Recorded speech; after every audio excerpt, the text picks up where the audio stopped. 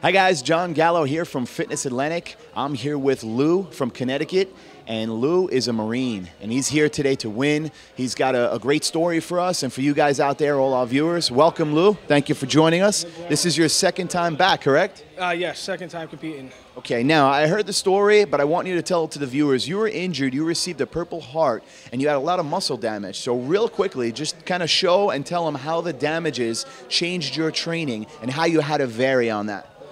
Yeah, through my whole life I was always into fitness and everything. In April 4th of 2010, I was in Afghanistan and was injured with an IED. I took shrapnel in over a dozen places in my body. Went through my arm, came out my forearm, my bicep, legs, side of my chest. And I had a lot of rehab. I actually couldn't walk. My right arm was paralyzed for a few months. I lost a lot of weight in the hospital. I was like 170 by the time I got out. Getting back into fitness and working out, I had to change everything. As far as like nerve damage that I still have, muscle damage, bullets and metal that's still inside me, I had to change every way that I worked out, my aspects of everything. Just learning how to work around injuries and things like that. And one thing that I really learned is you don't have to try to push a lot of heavy weight to gain a lot of weight. As long as you can understand like how to lift, how to eat properly, you know, and what you're doing and how to cycle your workouts and everything, you can really get far in fitness and everything. It took me a long time, but you know, I've came a long way and I'm very proud of my accomplishments. Excellent. Yeah, you look great, and this is your second time back, so I'm sure you're going to do wonderful today. If you win your pro card, what is that going to mean to you today? If I win my pro card, I would be very excited, you know, and I would love to, you know, keep going on with this and, you know, trying to compete in pros, you know, see where I can go with this and whatnot. So it would... Excellent. We can probably get you on the cover of some magazines. How can I boost my metabolism? A lot of different ways through working out, through the way that you eat and stuff. What I actually started doing, I had a nutritionist who was helping me out doing carb cycling, which was a new thing. I never, you know, really knew about it, and I started this year. And I found it, you know, after a few weeks of getting onto it, you know, really started speeding up my metabolism. I noticed, like, you know, me burning my food very quickly, starting to lean out really easy.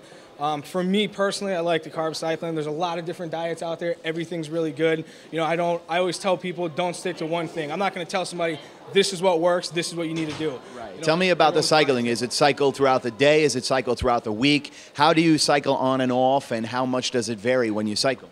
It normally goes through the week. The way that my nutritionist had me doing it was I would have high carb days and low carb days. Okay. So it changes a lot where like a lot of people want to really deplete all their carbs for dieting and stuff. What this allows you to do is actually still eat your carbs daily, but you just manage them. You don't have to go down to like 0 carbs or only 30 grams of carbs a day. You know, you can do about half your body weight in grams maybe in carbs on your low carb days. You know, low carb days you want to keep your fats high. And then I had 2 days a week spread out. Normally it was like a Tuesday and a Saturday where I would have really high carbs, or I would spike my carbs up and intake a lot of carbs. What types of carbs did you eat on those days right there? I personally, you know, enjoyed sweet potatoes, brown rice, things like that. You know, really good for you. Yeah, that's pretty much was. What about a cheat day? Did you ever factor in a cheat day? Let me give you 6 weeks out from the competition. Okay, you're on your diet. Do you still have a cheat day? You know, a lot of people told me have cheat days, and you know it's good for you and this and that, and I do believe in it. One thing was I was just so nervous to try to do that, going and doing a cheat, where I really stuck to the diet the whole time. I really did. I would say couple times on the weekend, I might have cheated with a little something, maybe had some M&Ms, you know, Tootsie Roll, something like that. Is that your favorite? M&M's your favorite, or would you go for a pizza? Definitely go for a pizza. I mean, some people were saying cheat and go to that, but you know what? This entire time that I've been dieting, I haven't had pizza, haven't had burgers. I figured if I can just stick to the clean eating, then that would probably benefit me more.